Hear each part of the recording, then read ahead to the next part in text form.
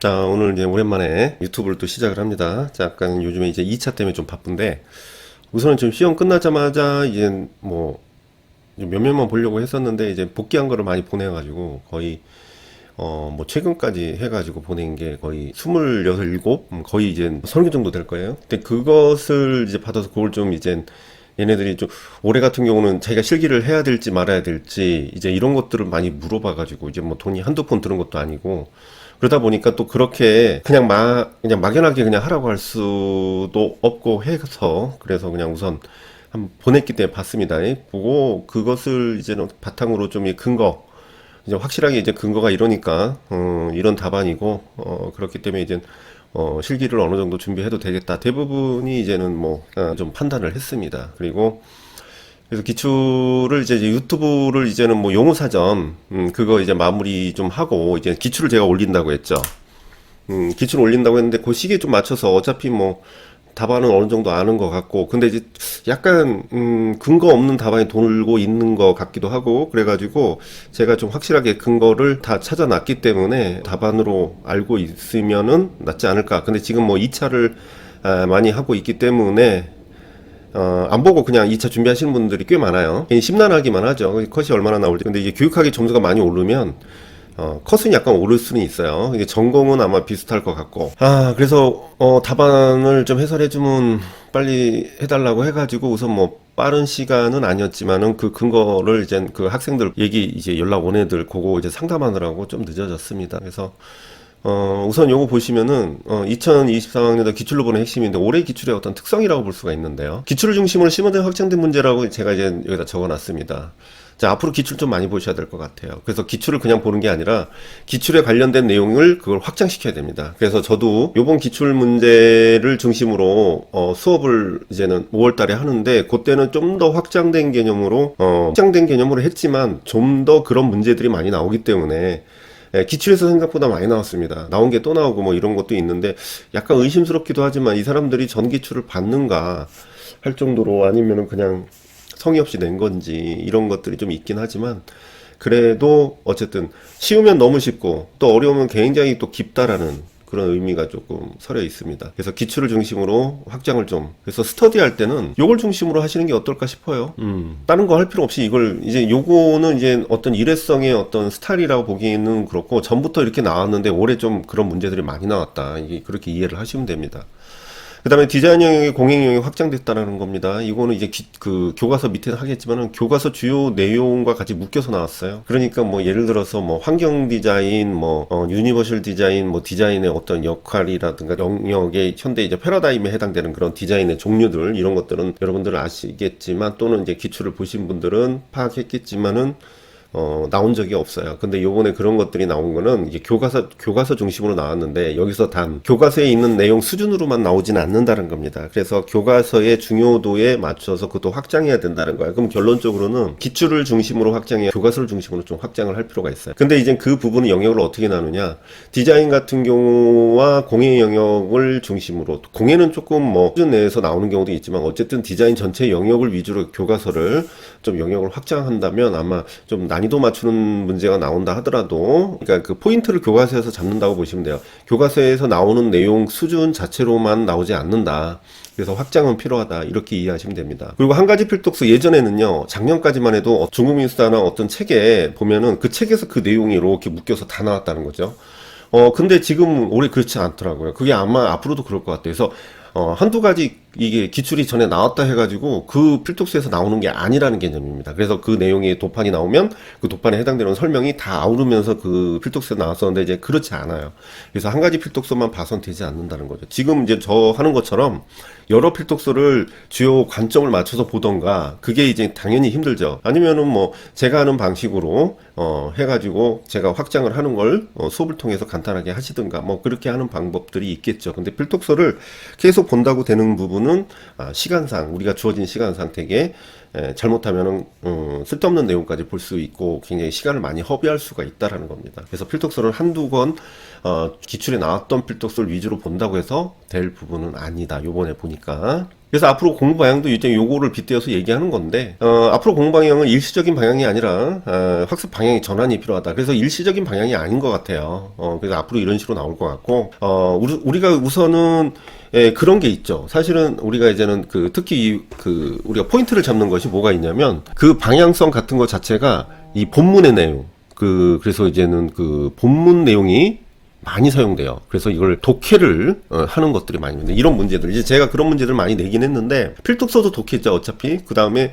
문제풀이도 다 독해가 들어갑니다. 그러니까 독해 앞 전후 상황을 보고 우리가 문제를 유추하는 것들 이런 것들이 필요하다라는 겁니다. 그래서 용어적인 문제가 꼭 끼어 있어요. 용어적인 문제.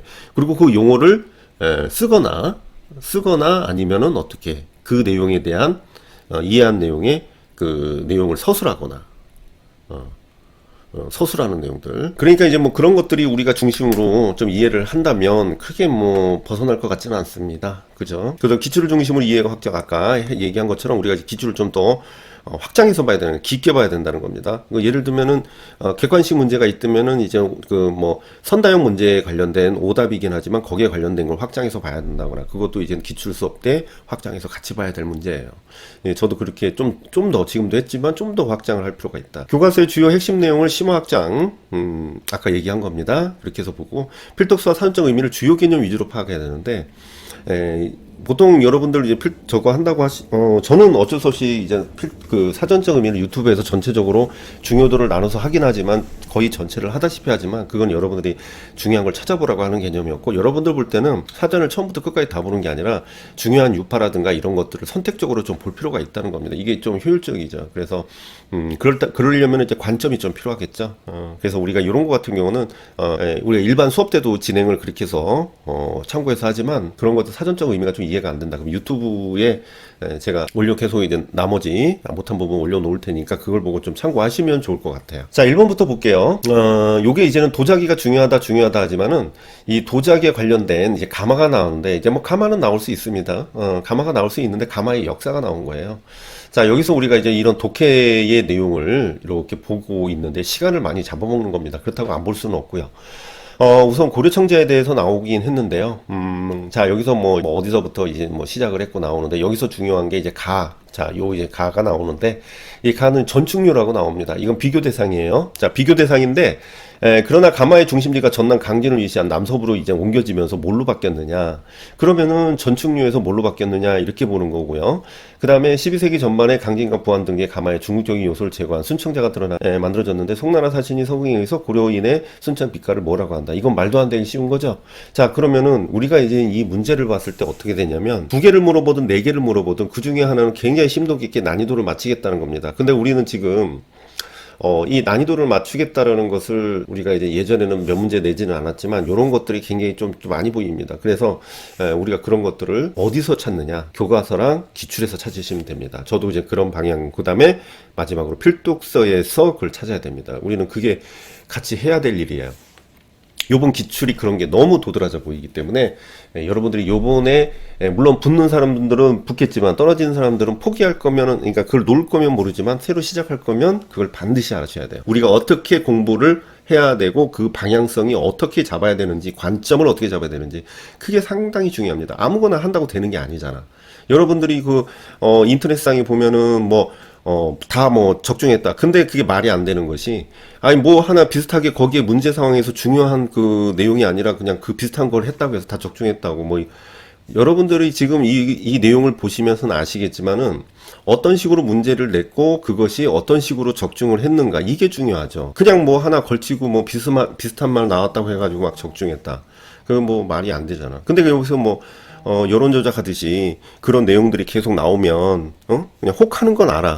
혹하는 건 아는데 그거보다 중요한 게 뭐냐면 여러분들의 관점입니다. 여러분들의 관점이고 어차피 공부는 여러분들이 하시는 거고, 그래서 수업도 마찬가지로 관점 위주로 가야 되는 게 맞죠. 그러면서 한두 개 거기서 약간 벗어난 게 있다 하더라도 합격 점수 나오면 되는 거거든요. 그 대신에 문제는 뭐냐면 문제를 잘 풀 수 있는 능력을 길러야 되는데, 그런 것은 굉장히 유사한 문제 유형이라든가 그런 영역이 같이 포괄적으로 돼야 된다는 겁니다. 근데 여러분들은 그냥 이렇게 그냥 광고성으로 나온 내용을 가지고 이렇게 혹하는 경우가 있는데, 공부는 여러분들이 하는 겁니다. 그래서 굉장히 그런 부분을 같이 합심해 가지고 해야 된다라는 것을 좀 알아줬으면 좋겠어요. 자, 그래서 전축료가 나왔는데 다시 본론으로 가가지고 이 전축료가 나왔는데 우선 요거부터 볼게요.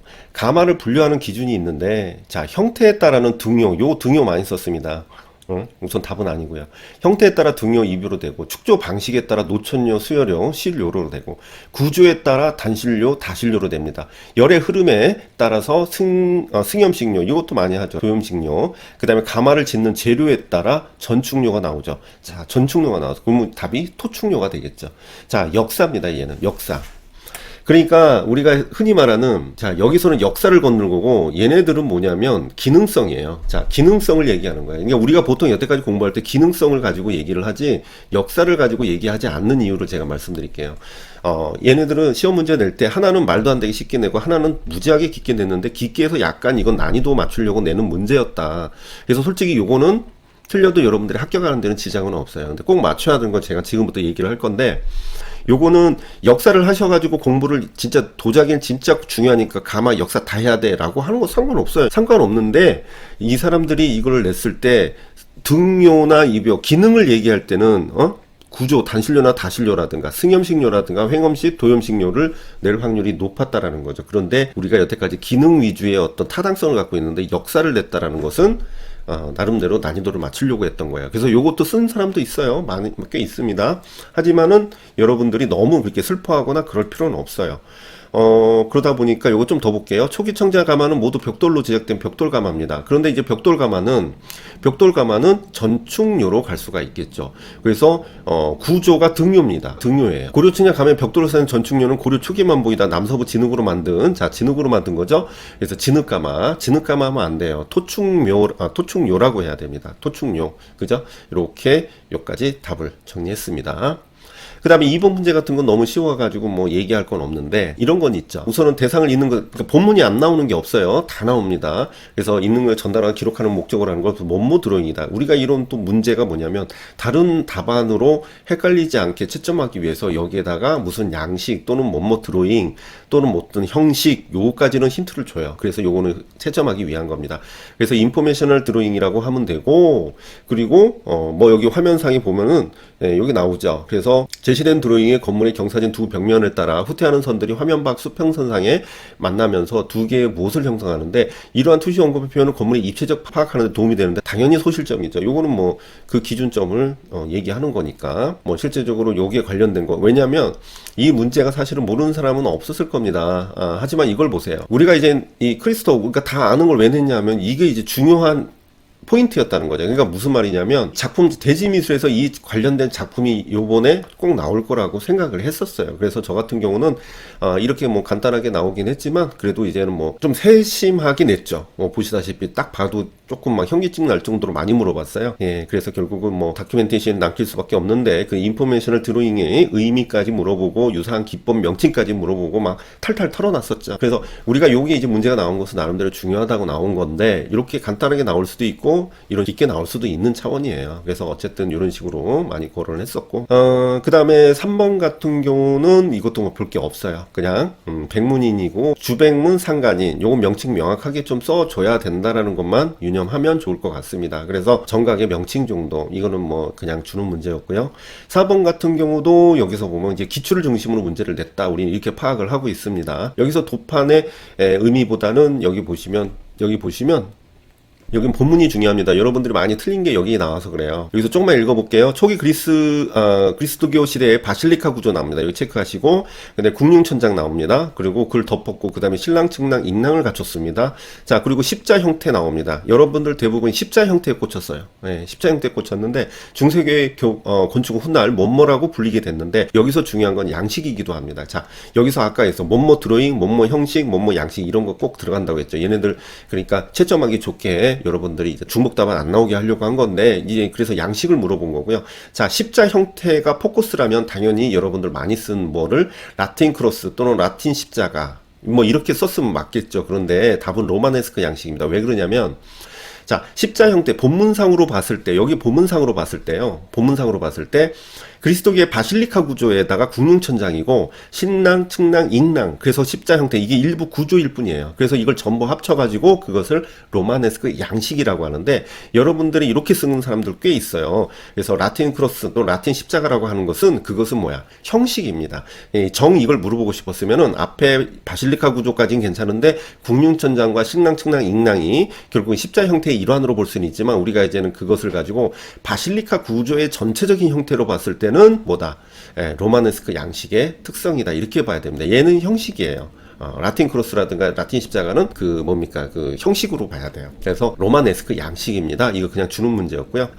그리고 수도원가와 그 같이 자 수도원과 교회 가 합쳐져서 있는 수도원의 교회에서 순례길의 핵심 요지 중에 하나인데 나는 수도원의 중정 그래서 중정이 시험 문제 나왔었는데 중정은 둘러싼 미음자 형태의 공간이 무엇으로 거기서 명칭 쓰는 건데 그것은 클로이스터 또는 회랑입니다. 회랑 많이 썼어요. 그래서 회랑도 맞는 답입니다. 그런데 이제 간혹가다 이제 그런 얘기를 하죠. 클러스터는 회랑과 정원 셈으로 구성됐다 해서 이건 구성이다라고 하는데 아니에요. 요거는 클러스터를 회랑으로 번역합니다. 그래서 회랑은 사제들의 공간인 식당, 숙소, 도서관 등으로부터 예배당으로 이동하는 통로이기도 하고 기도하고 학습하는 명상의 공간이기도 한다. 그래서 우리가 이제 답은 클러스터 이렇게 봐야겠죠. 그래서 회랑까지 맞습니다. 그 다음에 5번입니다. 자, 5번은 뭐 볼 것도 없어요. 이거는 제 교재에 다 나와 있는 것이고, 뭐 따로 볼 필요 있나요? 그냥 간필법 쓰시면 되고, 기억은 간필법 쓰면 되고, 니은의 화법 특징, 백묘법 특징 쓰라는데 뭐 요것도 시험 문제 바로 냈었죠. 그래서 먹성만을 가지고 이거는 뭐 제가 뭐 맞추고 이런 거를 얘기할 필요가 없어요. 그냥 다 쓰는 문제고. 그 다음에 이런 거 같은 경우 문제는 뭐냐면 호방은 붓질이 이제 간필법, 호방은 붓질의 묵법. 그러니까 이게 다번, 요거는 이제 다번 보고 이제 발묵법이라 쓰면 되는데 그 보니까 디귿에 해당 기법 명칭 쓰고 특징 쓰라는데 이게 뻔히 알고 있지만 요거 또 잘못 쓰는 분들이 있어요. 그러니까 기본기가 좀 있어야 된다는 거야. 피리를 준하지 않고 먹에 물을 많이 섞어야 돼요. 그래서 붓으로 윤곽 없이 그려야 되고 번지듯 그래서 일분초 회화경은 뭐 그까지는 안 써도 되는데 요거까지는 써줘야 된다. 요거까지는 써줘야 된다. 그건 그렇게 보면 되고 그 다음 번 같은 경우는 이것도 잘못 해석한 부분이 없지 않아 있더라고요. 그래서 이거는 작가 중심으로 보는 겁니다. 그래서 뭉크와 피카소를 보는데 이 교과서에 많이 나왔어요. 근데 이제 자 리놀판으로 했는데 판소고법 우리 많이 했죠. 그래서 흰색 부분이 나오는 것은 우리가 처음에 판소고법은 판 하나로 하는데 지금 이제 왼쪽에 뭉크의 판화도 판 하나로 하니까 이게 다판법인 줄 알고 그렇게 하는데 아쉽지만 그건 아니에요. 그래서 피카소 같은 경우는 흰색으로 나올 부분을 먼저 깎고 나서 예를 들어 깎고 나서 칠할 부분을 칠합니다. 그래서 판에다가 깎고 나서 빨간색으로 먼저 칠했다 치죠. 그러면은 딱 찍으면 어떻게 돼요? 빨간색 바탕에 흰색이 나오죠. 그러니까 처음에 나와야 할 부분을 깎는 거예요. 그럼 얘는 무엇일까요? 내용을 보면 목판과 구별되는 리놀리판의 장점, 판각을 중심으로 하는데 그건 너무 쉽죠. 그래서 1점은 뭐 다 맞았을 것 같고 목판은 나무결이 있죠. 그래서 방향이 한정적이라면 리놀판은 판에 결이 없어서 여러 방향으로 가능한 것이 자유롭다라는 게 좀 나오면은 답안 처리가 충분할 것 같고요. 그 다음에 기억번 같은 경우는 여기 보시면 이것은 과연 이름이 뭐냐? 분할판 다색법 딱 요것만 써야 돼요. 다른 거는 해당 안 됩니다. 분할판 다색법. 왜냐면 얘 같은 경우는 어떤 방식이냐면 지금 여기 흰 테두리가 보이잖아요. 테두리가 보이는 것은 지금 여기에 있는 하늘인가요? 배경, 땅, 기저선처럼 돼 있는 거. 요게 분리가 돼 있는 거예요. 그러니까 요게 분리돼 있어 가지고 색을 따로따로 이렇게 해가지고 하나로 해가지고 만들어서 딱 묶어가지고 찍어버리는 것이죠. 그게 분할판 다색법이라고 그래요. 자, 그렇다면은 이유를 제작 방법, 기억의 명칭에 해당 쓰고 니은의 이유. 이제 그걸 얘기하면 되겠네요. 판목을 찍어서 자, 판목을 찍을 여러 가지 색에 따라 부분적으로 오립니다. 나무를 오려요. 자, 지금 목판이죠. 나무를 오리죠. 그래서 해체한 후 각각의 색으로 잉킹을 하고 다시 조합해서 찍기 때문에 오린 부분에 경계가 생겨요. 그래서 요거 따로 이렇게 색을 칠해서 그것을 한 판으로 이렇게 모아서 한 번에 찍는 거죠. 그러니까 이것도 판 하나로 하는 겁니다. 그래서 흰색 부분은 디귿본 보시면 요거는 이제 흰색 부분은 재판의 가장 첫 번째 단계의 전등 불빛의 컵잠 부분을 모양을 먼저 새긴 거죠. 뭐 제일 먼저 새긴 거예요. 제일 먼저. 그래서 색끼리 중첩되지 않기 때문에 남길 부분을 첫 번째 파내고 그 뒤에 다른 색을 순서대로 파내는 방식이기 때문에 그렇다는 거고 뭐 이렇게 교과서에 나왔었고요. 그 다음에 여기 보시면 그렇죠. 분할판 다색법 정확히 나와 있어요. 그러니까 여기 보시면 분할판 다색법으로 찍은 다색 목판인데 하늘과 인물 사이죠. 여기 하늘과 인물 사이의 목판을 조합한 자국이 흰 경계선이 보여요.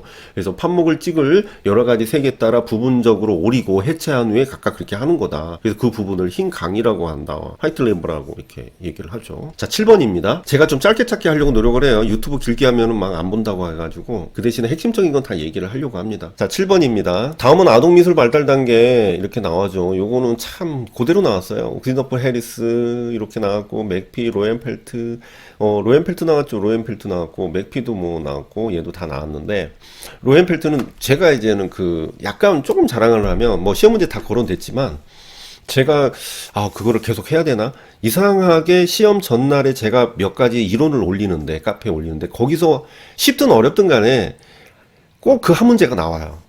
그래서 안 올리기도 뭐하고, 막 안 올리면 왠지 겁나고 막 약간 그런 게 있는데, 이 로엔펠트가 물론 다 썼겠죠. 근데 이 로엔펠트 다 아는 건데 그걸 왜 올렸겠어요. 이제는 발달 단계가 이제 나올 수 있으니까. 했는데 나왔다는 건 꼭 해마다 그게 하나씩 꼭 나와요. 어쨌든 뭐 자랑 아닌 자랑인데 딱 이게 뭔가 그때 느낌이 자, 크리스토퍼 해리스 이런 거 같은 경우는 이제 지능이죠. 어린이 개념 형성의 지표가 이제 지능입니다. 지능으로 우리가 많이 얘기했었고, 맥피는 영향을 미치는 네 가지 요인이 이제 준비도, 심리적 환경, 묘사 기능인데 하나는 정보 처리 능력이죠. 는 촉각형인데 이제 촉각형이 뭐야? 디귿의 아동의 인물 표현 특성 두 가지. 자, 인물 표현의 특성이 그냥 특성이 아니라 인물 표현의 특성이에요. 그러다 보니까 근데 무슨 특성이든 간에 두 가지를 쓰라는 것은 두 가지 관점으로 쓰라는 거잖아. 그것은 형태적인 특성과 색채적 특성으로 반드시 나눠져서 쓰면 됩니다. 그래서 자, 우선은 지능이 나왔고요. 정보 처리 능력 맞고. 자, 디귿본 보시면 형태적인 면에서는 사실성보다는 자신의 감정 경험에 의해 정서적 가치, 이목구비의 신체 부위를 크기를 결정하는 방식으로 주관적 비례로 표현한다고 쓰면 됩니다. 인물에 대한 색채 역시 사실적인 색채보다는 주관적인 색채를 사용한다고 쓰면 되겠고요.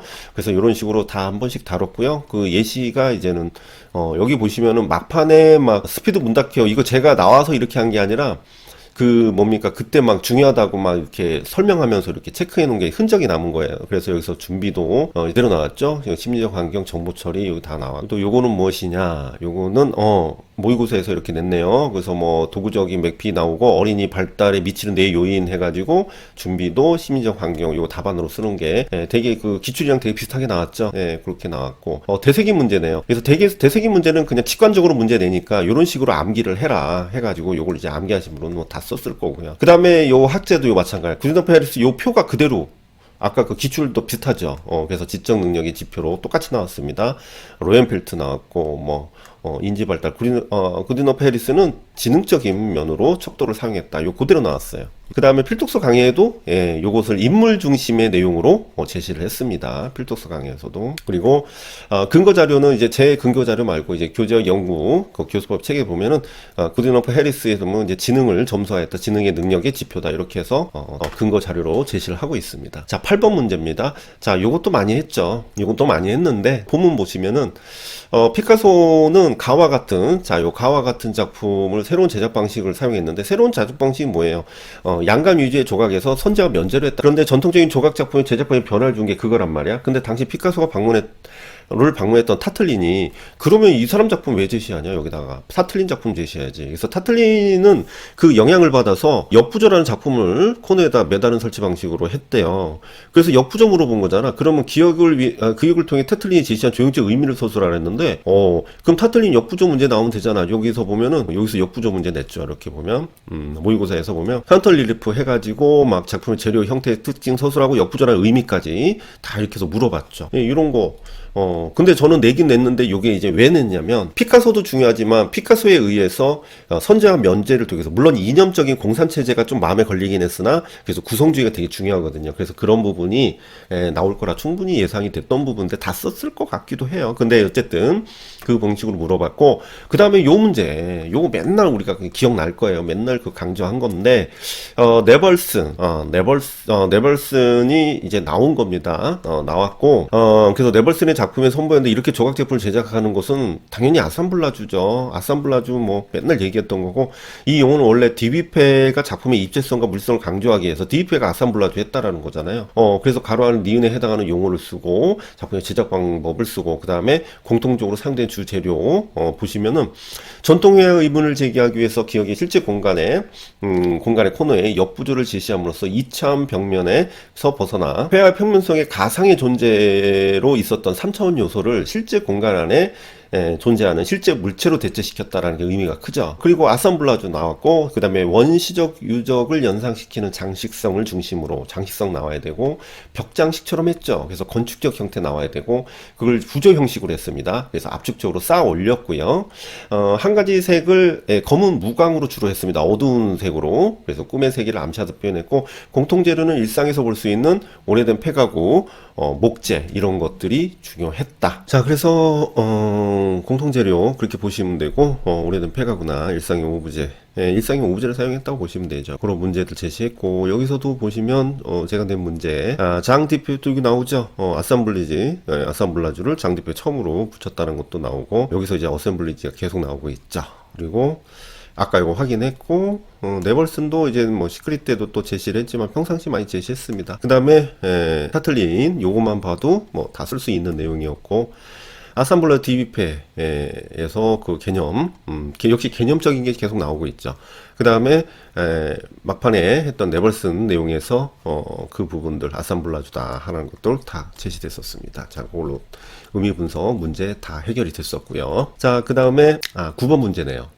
9번 문제는 보시면은 요것도 약간 헷갈려 하는 분도 있는데, 우선은 자 보세요. 연변 대비인데, 연변 대비를 물어본 게 아니라 다른 색과 만나는 경계 부분과 그렇지 않은 부분이 다른 색과 만나는 경계 부분, 그거 기억분, 기억에 원래 색을 바꾸지 않고 연변 대비를 약화시킬 수 있는, 좀 어렵게 물어봤죠. 근데 이것은 어려운 게 아니었어요. 이 중간에 색에 언밸런스 하거나 그랬을 때 연변 대비 현상을 막기 위해서 무채색 테두리로 분리색을 한다라는 건데, 보시다시피 이런 식의 방식이에요. 이런 식의 방식이고, 이렇게 해서 세퍼레이션의 개념이라고 보시면 되죠. 이런 식으로 해서 색을 무채색 계열로 막는 거였다. 그래서 그렇게 보시면 되고, 이건 대부분 썼습니다. 그리고 연변의 경계 부분의 대비가 너무 강할 때 경계가 흐릿하게 보이는 현상이 있대요. 그걸 뭐라고 하죠? 할레이션 현상. 할레이션 요거밖에 없어요. 할레이션 현상. 요거 할레이션 현상이고, 요게 이제는 지도수에서 나왔어요. 지도수에서도 나오고, 자, 그 다음에 나에서 보시면 A의 보색 대비의 잔상 효과 외에도 배경과 도형의 관계에서 일어나는 무슨 효과가 나타나요. 그럼 무슨 효과? 여기 나오죠. 도형이 작고 복잡할 때 생기기가 쉽죠. 뭐 그럴 수 있죠. 그래서 나의 A, B를 비교해 볼까요? 해가지고 비교해 보는 거야. A의 도형이 B 도형보다 뚜렷하게 보이지 않아요. 그러니까 이게 좀 흐리게 보인다는 거예요. 그러니까 같이 보색이야. 그러니까 얘네들 둘 다 보색이죠. 보색인데 얘가 더 잘 보여요. 이거는 뭐 선택의 여지가 없는데, 여러분들이 가끔 헷갈려 하는 분들이 보이게 이제 요거 비어 있는 부분 요거 갖다가 이제 다른 거라고 쓰신 분이 있는데 그건 아니죠. 자, 그래서 항상 우리가 이제 강조했던 거 리프만 효과, 리프만 효과죠. 요거는 다른 게 나올 수가 없다. 그래서 리프만 효과가 왜 미추홀 리얼의 명도의 관계가 소설하나, 도형이 뚜렷지 않는 이유는 색상이 서로 보색 관계에 맞아요. 보색 관계인데 명도 차가 크지 않아서 그런 거야. 명도 차가, 여기는 명도 차가 크지가 않아요. 그쵸? 근데 얘는 명도차가 커. 그래서 같은 보색 단계라도 두 개 비교해보면 이게 더 눈에 띈다. 제가 항상 수업 때 가끔 요게 진하게 보인다고 하는 애들이 있어가지고 제가 다시 한번 보여드립니다 하면서 보여줬죠. 그래서 그건 다 썼을 것 같아요. 그래서 파이널 동형 모의고사 필독서 강의 뭐 이런 거 이렇게 해서 많이 거론했고요. 10번입니다. 종합주의에 대해서 문제가 나왔죠. 여기서 첫 번째, 프랑스 문학에서 이제 문학에서 시작된 겁니다. 그걸로 봤을 때는 주로 회화로 확산된 게 이제 상징주의 미술에서 시작. 미술은 독립적인 회화 양식이라기보다는 광범위한 문예사죠. 그러니까 상징주의를 얘기하죠. 이것도 뭐 많이 뭐 틀린 사람 없겠고, 그 다음에 뭐 여기 보면 종합주의 양식 줄쳐놨는데 그걸 뭐 의미 물어봤겠죠. 조형적 특징 두 가지 관점에서. 그 다음에 얘는 후기인상주의 자체가 여기 보시면 원주민의 문화나 부족 미술을 참조해가지고 소금 미술의 형이 새롭게 하려는 경향인데, 그것은 후기 인상주의뿐만 아니라 걔네들이 이제 야수주의도 그렇고, 그 다음에 입체파 피카소의 양식, 그러니까 요즘 때도 이 아프리카, 그래서 원시 미술적인 요소가 들어갔었죠. 이제 원시 미술을 얘기하는 건데, 우선 니은은 상징주의 맞고요. 얘네들의 그 종합주의 특징은, 자, 클라우드님의 특징으로 뚜렷한 윤곽선이 나오죠.